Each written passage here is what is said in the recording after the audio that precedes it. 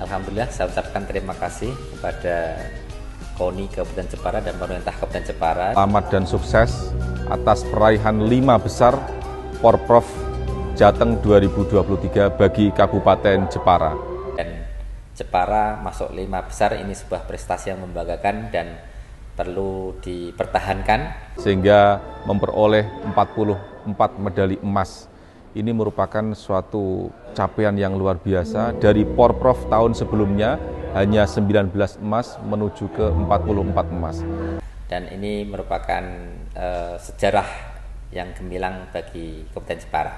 Dari yang sudah disampaikan oleh Mas Lukman, tentunya kontingen Jepara ini ternyata sukses meraih posisi 5 besar dalam Porprov Jawa Tengah ini. Bagaimana bisa nih Pak Samsu yang tahu perjalanannya seperti apa ini? Silakan Pak Samsu. Perjalanan panjang ya. Jateng itu kan 2022, tapi karena adanya COVID dan mundur. Nah, itu yang betul-betul kita manfaatkan untuk kesiapan kontingen kita.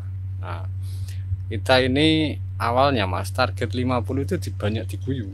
Oh ya. Karena orang nggak ada banyak percaya, gitu. Karena hanya 19 emas, kemudian lompat prestasi itu kan nggak semudah nyulap ya. Maka ini menjadi tantangan kami tersendiri dengan teman-teman pengurus KONI, bahwa kita ini kalau mau disolusi juga punya potensi.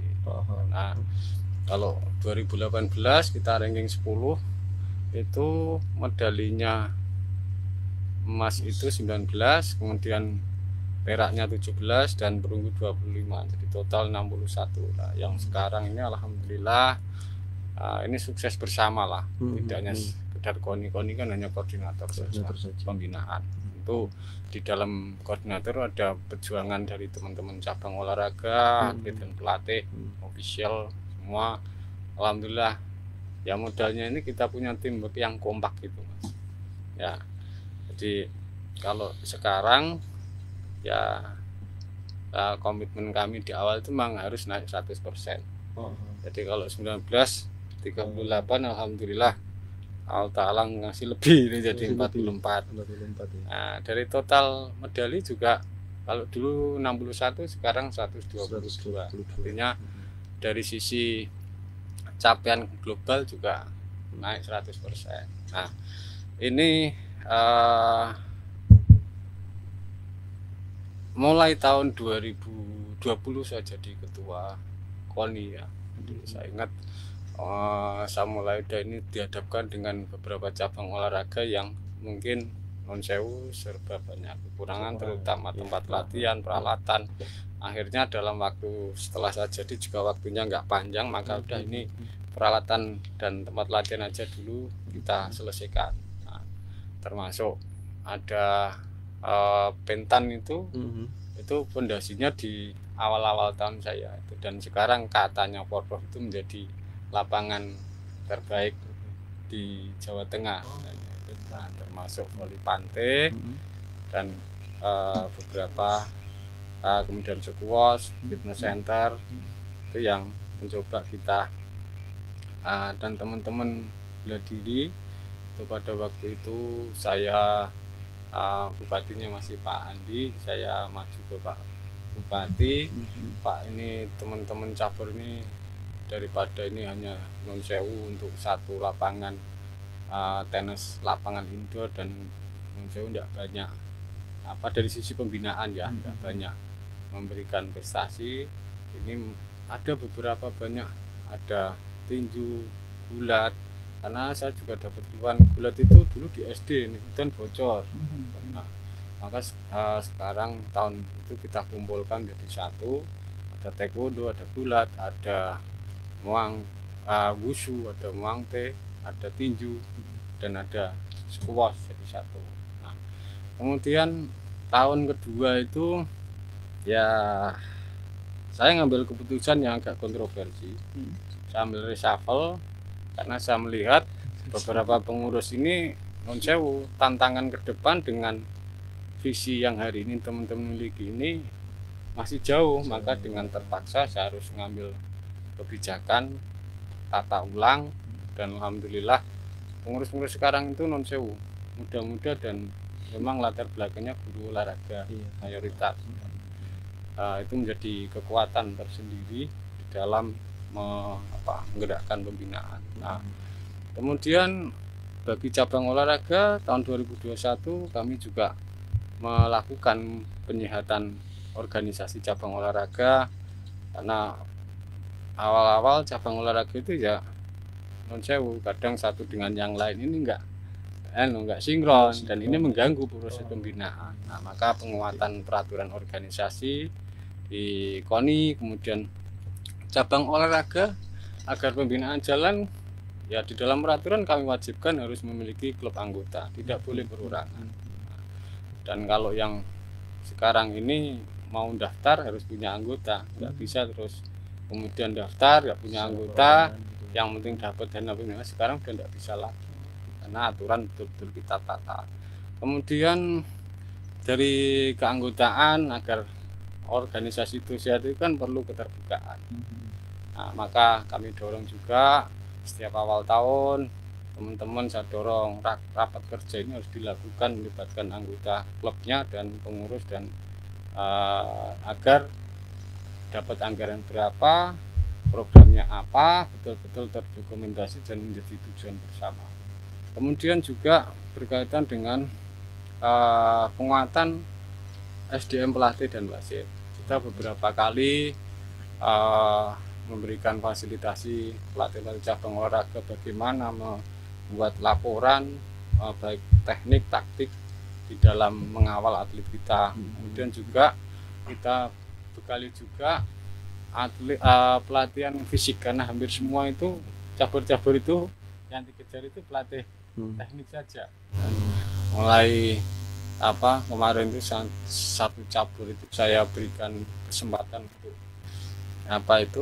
mengirimkan pelatih fisik, karena kalau taktiknya bagus tapi fisiknya nggak mendukung ya repot itu. Nah, maka sisi yang lain juga adanya teman-teman pimpinan DPRD, kemudian Komisi C, dan saya kira teman-teman pengusaha dan dinas terkait juga ada yang kemudian beliau berkenan menjadi Bapak Asuh ya.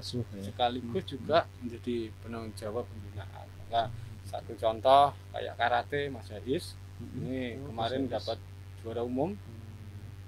Beliau ini selaku ketua Forki yang kemarin bertanding di Pati itu, Forki Jepara itu menjadi juara umum. Dan Pak Junarso, Pak Arif Bahtiar, dan saya kira beberapa teman-teman DPR yang lain. Kemudian tahun 2021 kami mulai Puslat Cup. Jadi tujuan kami Puslat Cup ini memang betul-betul mengorganisir atlet-atlet yang pernah berprestasi di Papua 2018, prestasi PON, SEA Games yang membela Jepara, ini yang kemudian kita organisir dalam Puslat Cup. Nah, tujuannya ya memang untuk kesiapan Porprov, kemudian juga gendeli supaya nggak pindah si atletnya ini. Iya, pelatih, karena itu juga kita kontrak, ada insentifnya, dan kemudian juga berlanjut tahun 2022 dan 2023 sampai pada pelaksanaan. Nah, kemudian menginjak tahun 2022 ini melalui juga dukungan bupati sebelumnya ya, kami diberikan anggaran yang bisa untuk menata sekaligus menyehatkan organisasinya ini, ditata juga stimulnya ditata. Nah, dulu itu saya juga kadang bingung, ini cabur satu tidak berprestasi tapi banyak, maka kami membuat tolak ukur yang itu bisa dirasionalkan oleh teman-teman cabang olahraga. Maka atas usulan itu dan pada waktu itu di ACC oleh Bapak Andi laku bupati ya. Nah, sehingga saya munculkan penguatan sistem pembinaan dan pembiayaan kepada cabang olahraga yang terukur dan transparan, yang paling penting karena orang banyak Makanya kalau transparan insya Allah sehat. Nah, apa itu salah satunya adalah stimulan dana pembinaan rutin. Kemudian ada stimulan di cabur berprestasi. Tentu ukurannya adalah porprov ya, karena tanggung jawab kita ini ukurannya indikatornya dari porprov. Kemudian ada stimulan kejurkap untuk menggerakkan atlet itu yang ada di anggota klubnya lokal Jepara. Ya, yang terbaik kemudian difasilitasi stimulan kejur prof resmi. Karena kejur itu banyak. Kita hanya satu fasilitas untuk resmi. Yang tidak resmi tergantung kemampuan dari masing-masing cabang olahraga. Kemudian juga ada fasilitasi berkaitan dengan kejurnas ya, stimulan sifatnya memantik. Kemudian berikan dengan peningkatan SDM dan peralatan dan sarana prasarana. Lanjut kemudian pusat cup berikutnya, dan pola itu alhamdulillah cabang olahraga akhirnya apa? Tidak ada kecurigaan. Sidik dirasakan sidik, artinya kebersamaan itu ada dan tentu dengan indikator yang jelas dan ditentukan, terukur itu. Nah, itu yang kemudian memantik teman-teman, ayo kita sama-sama totalitas. Nah, sampai pada tahun 2023 kita fokus penyelenggaraan maupun pengiriman kontingen. Oh iya, di akhir tahun 2022 kami juga mengambil inisiatif untuk penguatan di koordinator olahraga kecamatan. Kenapa kita ambil seperti itu? Karena itu organ sudah lama, tetapi fungsinya belum maksimal. Nah, sisi yang lain, cabang olahraga ini di dalam pengembangan organisasinya juga kesulitan. Maka kami harapkan dengan hidupnya KOK, dengan program Pekan Olahraga Kecamatan, harapan kami ini ada titik kolaborasi pembinaan antara yang di desa dengan yang di kabupaten. Dan saya juga berharap masyarakat kalau mau prestasi ya lewatnya cabang olahraga, karena pintu prestasi ada di cabang olahraga. Nah, memang cabang olahraga itu juga penuh keterbatasan karena sifatnya pemerintah ini stimulan. Nah, rata-rata cabang olahraga itu kan ujung tombak. Nah, saya berharap masyarakat ini melalui partisipasi ikut.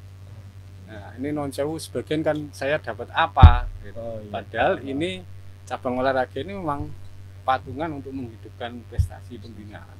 Nah, itu dan ada yang lain yang memang kami lakukan dengan teman-teman. Saya minta bantuan, kebetulan saya mantan ketua Ansor selama Desember sampai Juli ya kami mujadahan rutin di beberapa pesantren ya, ini bentuk ya wong perang ini ya lahir batin kira-kira gitu lah.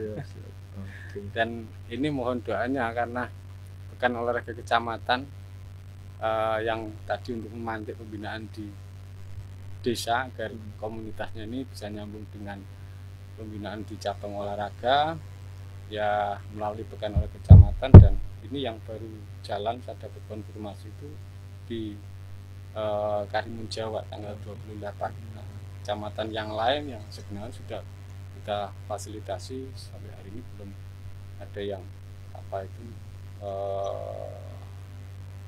berkoordinasi dengan kapan pelaksanaannya di masing-masing kecamatan itu.